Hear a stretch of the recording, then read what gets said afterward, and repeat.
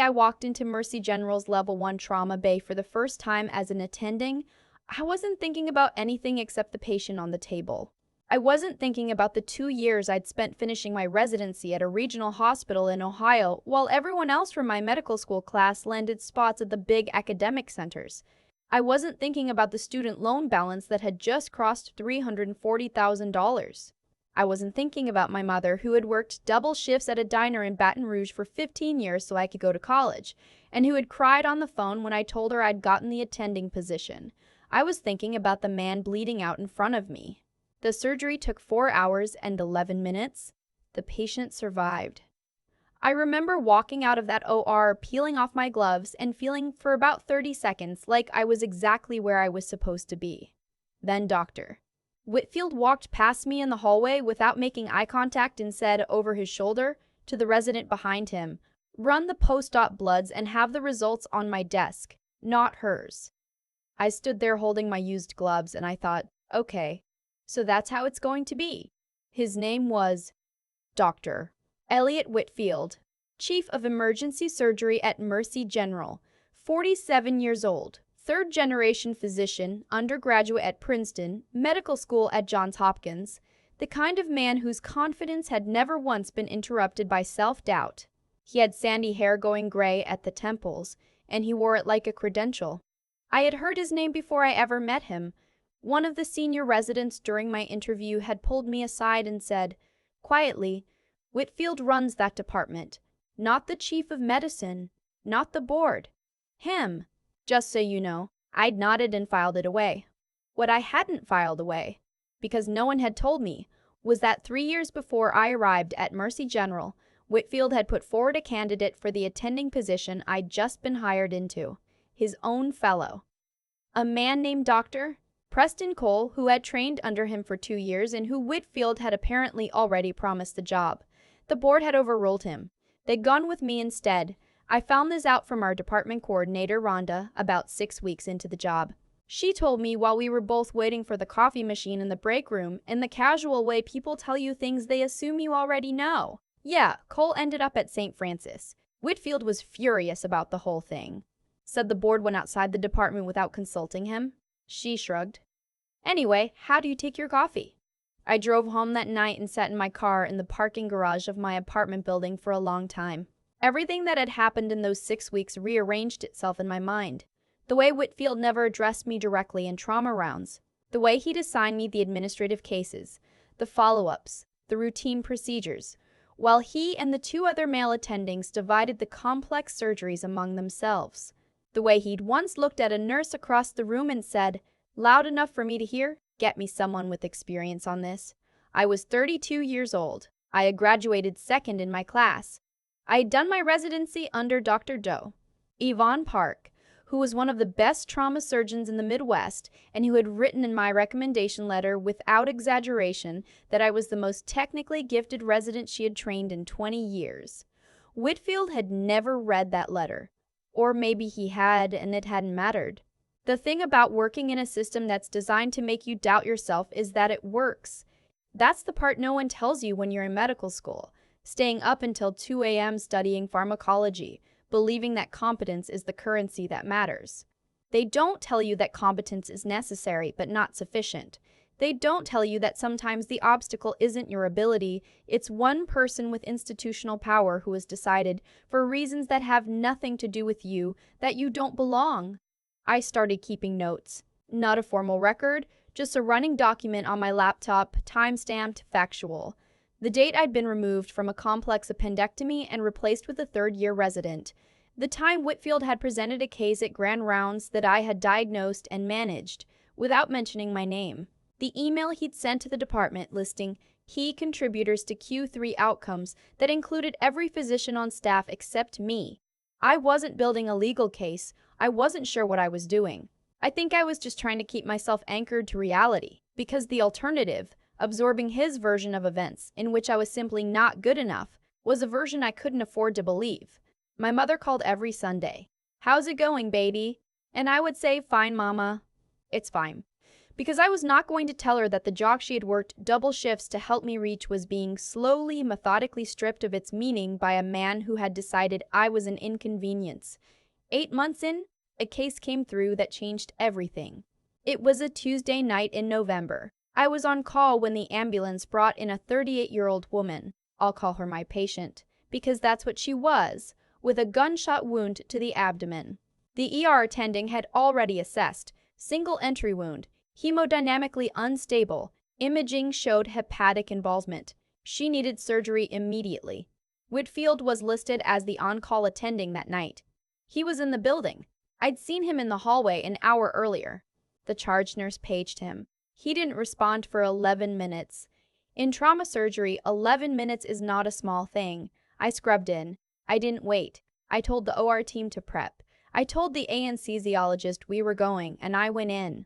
The damage was more extensive than the imaging had shown. The bullet had nicked the right hepatic vein in addition to the liver parenchyma. It was the kind of repair that requires a very specific set of decisions made very quickly in a very particular sequence. I made them. My hands did what 12 years of training had prepared them to do. When Whitfield finally appeared at the OR viewing window, gloved and masked, I was 40 minutes into the surgery. The patient's pressure was stabilizing. The bleeding was controlled. He stood there for a moment. Then he left. My patient survived. She was discharged 11 days later. When she shook my hand in her hospital room before she left, she said, "Dr. Navarro, my husband told me you didn't have to be the one to do that surgery, that someone else was supposed to." She paused. "Thank you for not waiting." I held it together until I got to the stairwell. 3 days after that surgery, Whitfield called me into his office. I'd been expecting this. I'd thought about it, prepared for it, told myself I would stay calm. His office had framed diplomas on every wall. There was a photo of him shaking hands with the governor. He sat behind his desk and he looked at me with an expression that wasn't quite anger. It was something more deliberate than anger. Dismissal dressed up as professionalism. "You performed unauthorized surgery," he said. "I performed emergency surgery on a hemodynamically unstable patient when the on-call attending was unreachable after 11 minutes, I said. The patient would not have survived the delay. "That's not your call to make." "With respect," I said, "yes it is. Under hospital protocol, when the primary attending cannot be reached within a clinically appropriate time frame, I'm aware of the protocol." He leaned back. "I'm also aware that you have a pattern of operating outside your assigned scope. This isn't the first time." I looked at him. "Could you give me a specific example of another time?" He didn't answer that. Instead, he said, "I'm recommending a formal performance review." I left his office and went directly to the hospital library, which was empty at that hour, and I sat down at one of the long tables and I put my hands flat on the wood and I thought very carefully about what I was going to do next. I was not going to confront him again one-on-one. That much was clear. Not because I was afraid of him. I had stopped being afraid of him somewhere around month 3, when I realized that his power over me was only as real as I allowed it to be, but because one-on-one confrontation was not the arena where this could be resolved. He had the institutional weight. He had the relationships. He had 20 years of accumulated goodwill in that building. What he didn't have was my time-stamped document, and he didn't know about it. I spent 4 weeks being meticulous. I requested my personnel file through HR. I reviewed every evaluation, every incident report, every communication logged under my name. I cross-referenced dates.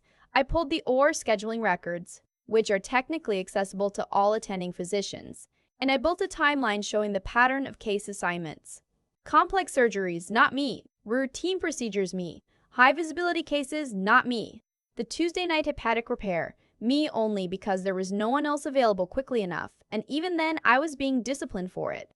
I found something else in those records that I hadn't expected to find. Whitfield had submitted a formal complaint about me to the Department of Medicine 6 months earlier. Before the Tuesday surgery, the complaint cited clinical judgment concerns and failure to follow departmental protocol, neither of which had ever been communicated to me directly, neither of which was supported by any documented incident. The complaint had been reviewed by the Associate Chief of Medicine, a woman named Dr. Eleanor Marsh, and had been closed without action. But it existed. And I had never been notified. I called my mentor, Dr. Park, in Ohio. I told her everything, all of it, from the beginning, the way I hadn't told anyone. She listened without interrupting, which is one of the things I have always loved about her. When I finished, she said, "Isabelle, you know what you have to do." "I know," I said. "Don't go to Whitfield again." "I know. Go over him. Go to Marsh. Go to the board if you have to. You have documentation and you have a record that speaks for itself. Don't give him the satisfaction of a personal confrontation he can use to paint you as emotional." "I know," I said. And then I said, "I'm scared." She was quiet for a moment. "Of course you are. Do it anyway." I requested a meeting with Dr. Marsh on a Thursday morning in February. I had spent a week preparing. I had my timeline printed, organized chronologically. I had the OR records. I had the complaint Whitfield had filed, the one I wasn't supposed to know about. I had my performance metrics, which showed a complication rate of 2.1% against a department average of 4.8%. I had a letter from my patient, the one from the November surgery, which she had written voluntarily and sent to the hospital patient relations office, and which had been forwarded to my file. I sat down across from Dr. Marsh and I said, "I'm not here to complain. I'm here because I have a documented pattern that I believe constitutes professional interference, and I want to address it through the appropriate channels." She looked at the file I placed in front of her. She was a precise woman, quiet, the kind of doctor who listens to the whole sentence before she begins formulating a response. I had heard she had been passed over for chief of surgery herself twice before finding her role in administration. I don't know if that meant anything. I thought about it. She read for a long time. I sat and waited. Finally, she said, "The complaint from 6 months ago. How did you access this?" "Through my personnel file," I said, "which I'm entitled to request." She was quiet again. "Then, Dr. Navarro, I want to ask you something directly. The November surgery. If you had it to do over again, knowing the consequences, what would you do?" I didn't hesitate. "The same thing. My patient is alive." Dr. Marsh closed the folder. "I want to be honest about what happened next, because the version that makes a clean story and the version that actually happened are a little different. The version that makes a clean story ends immediately after my meeting with Dr. Marsh. She reviews everything. Whitfield gets reprimanded, I get assigned the complex cases, justice is served, curtain. What actually happened was 3 more weeks of uncertainty, an internal review process that I was not allowed to participate in, a conversation Marsh had with Whitfield that I was not privy to, a notification from HR that my performance review had been suspended pending the outcome of the review, 42 days during which I went to work every morning and did my job and did not know what was going to happen. I called Dr. Park twice during those 42 days. Both times she said the same thing. "You did it right, now you wait." I cooked dinner every night during those 42 days. I ran 3 miles every morning. I called my mother every Sunday and told her things were fine. On day 43, Dr. Marsh called me into her office. She told me that following the internal review, Dr. Whitfield would be transitioning out of his role as Chief of Emergency Surgery, effective in 60 days. The review had identified administrative irregularities in case assignments, that was the formal language, and had determined that the performance review filed against me was not supported by documented evidence and would be expunged from my record. She told me I was being assigned full attending privileges across all trauma and emergency surgery cases effective immediately. Then she said something I had not expected. She said, "The November surgery will be included in this quarter's case review as an example of appropriate clinical judgment under non-standard circumstances." I sat there for a moment. "Thank you," I said. "You documented everything," she said. "It wasn't a question." "Yes." She nodded slowly. "That's what made this possible. Not the confrontation, the documentation." She paused. "Some people want to win the argument. You built the record. There's a difference." The morning after my meeting with Marsh, Whitfield's transition was announced in an internal department email. I read it at 6:47 a.m. standing at the coffee machine in the break room. Rhonda was there. She read it over my shoulder and then she looked at me. I didn't say anything. I poured my coffee. At rounds that morning, I presented 3 cases, 1 hepatic trauma, 1 splenic laceration, 1 penetrating chest injury. All mine, all complex. I stood at the board in that room the way I had stood in operating rooms for 12 years, knowing exactly what I was doing and knowing exactly why it mattered. And I presented those cases with the kind of calm that only comes from having already survived the thing you were most afraid of. Afterward, Dr. Reyes, one of the senior attendings who had kept his distance from me for months, careful not to align with either side, stopped me in the hallway. "Good presentation this morning," he said. "Thank you," I said. He paused, then, quieter, "For what it's worth. The November case. We all knew what you did." I looked at him. "Did you?" He had the decency to look slightly uncomfortable. "Yes?" I nodded once. "Then I hope the next time it matters, someone speaks up a little sooner." I said it without heat, without accusation, just clearly. He didn't respond. But he didn't look away either. 3 weeks after Whitfield's transition was announced, Mercy General hosted its quarterly trauma symposium. Attending physicians from 6 hospital systems in the region, residents, fellows, medical students. One of those rooms that smells like conference coffee and possibility. Dr. Marsh opened the symposium. She went through the quarter's outcomes, the department's metrics, the cases that had shaped the review period. And then she said, in a room full of people, into a microphone, "The case I want to highlight this quarter is a Tuesday night in November. Penetrating abdominal trauma, hemodynamically unstable, hepatic involvement. The attending physician on call made a decision that saved a patient's life. That attending is Dr. Isabelle Navarro, and her management of this case will be included in our clinical excellence documentation for the year." She looked at me across the room. The applause started slowly. Then it wasn't slow anymore. I was sitting in the 3rd row between 2 residents I'd been teaching all year. Young women, both of them. One from the Bronx and one from rural Alabama, both of them trying to figure out how to survive in a system that was not designed with them in mind. My hands in my lap, and I was looking at the projection screen, and I was not going to cry in front of a room full of surgeons. I did not cry, but I reached over and I put my hand over the hand of the resident on my left, the one from Alabama who had asked me 2 months earlier, quietly, after a difficult shift. "Dr. Navarro, does it ever get easier, being the only one who looks like us in the room?" And I had told her the truth, which was sometimes yes, sometimes no, but the answer is never to make yourself smaller so the room feels more comfortable. She squeezed my hand. My mother flew up from Baton Rouge 2 weeks later. I took her to dinner at a restaurant she would never have let me pay for a year ago, because a year ago she would have insisted that the money was better spent on the loans. I paid. We ate seafood pasta and drank too much white wine, and she told me about a regular at the diner who had been asking after me. And I told her, finally, all of it from the beginning, from Whitfield, from the 6 weeks of realizing what was happening. From the night I sat in the parking garage of my apartment building and rearranged everything in my mind. She listened the way she has always listened, without interrupting, with her hands wrapped around her wine glass and her eyes on my face. When I finished, she said, "You kept going." "I kept going," I said. She looked at me for a long time. Then she said, "You know what I thought about all those years? When I was on the closing shift and it was 2 in the morning and my feet hurt?" She shook her head slightly. "I thought about you in those classrooms. I could picture you so clearly, sitting in the front row, taking notes.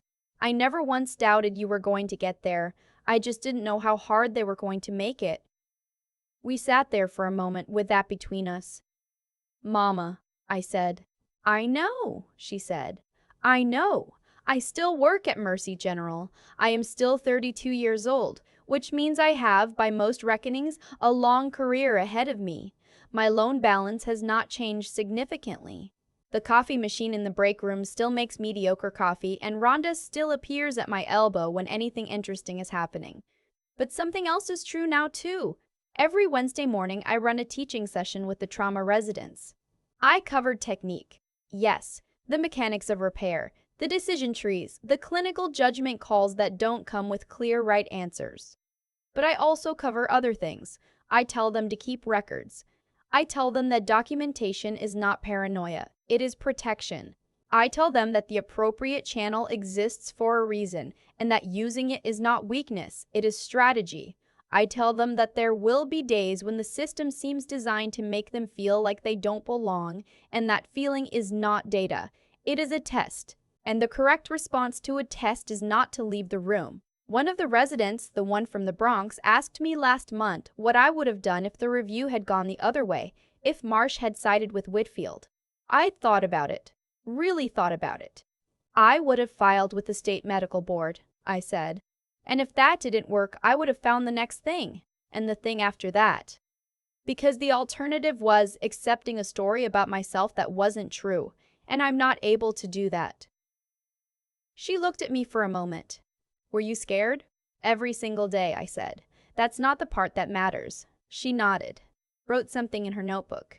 I looked at her, young, serious, sitting in the front row, taking notes. And I thought about my mother at 2 in the morning with her feet hurting, picturing me in a classroom. All the invisible threads that run between the women who came before us and the women who are just arriving. The weight of it, the gift of it. The hospital was loud around us, the way hospitals always are. That particular frequency of urgency and routine, the sound of a place where things matter. I picked up the marker and turned back to the whiteboard.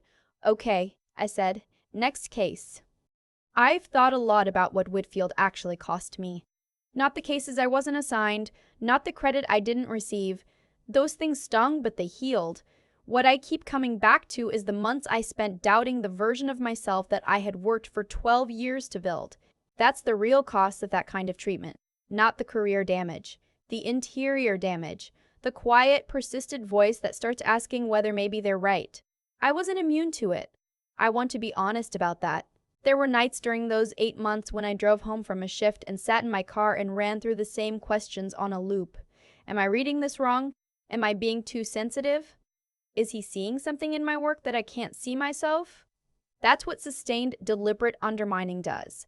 It doesn't just limit what you can do, it makes you a less reliable narrator of your own experience.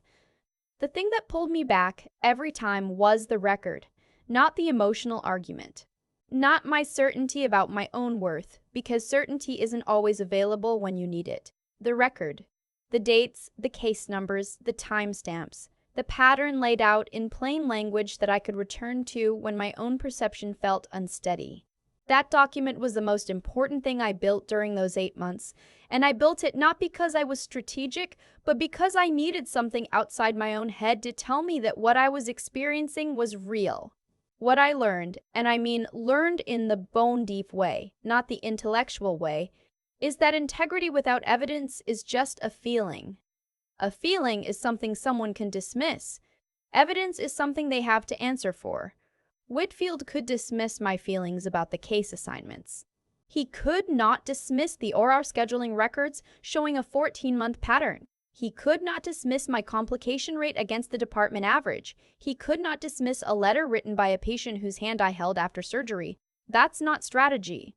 That's just the difference between having something real and having only your own word. I also learned something harder, which is about patience. Not the passive kind, not waiting and hoping. The active kind. The kind where you keep doing your work at the highest level you're capable of while the process unfolds, because the quality of your work is the one thing you can control completely, and because eventually that record becomes its own argument. My patient from November survived. That fact existed independently of everything Whitfield thought about me. Dr. Marsh read that outcome in a file. She made a decision based on it. No amount of political maneuvering could change what had happened in that operating room. And the residents I teach now, I think about them every time I stand at that whiteboard. I think about what they're going to walk into, the specific flavors of resistance that are waiting for people who don't fit the expected shape of authority. I don't want to protect them from it. You can't. I want to give them tools. Keep records. Use the right channels. Don't mistake a personal confrontation for a resolution. Build the case before you make the argument. Whitfield is gone from Mercy General. I don't know where he landed, and I've made peace with the limits of what accountability looks like in institutional medicine. What I do know is that I'm still there, and every Wednesday morning I walk into a room full of people who are just starting out, and I put the marker on the board and we begin. That's enough. That has to be enough, and it is.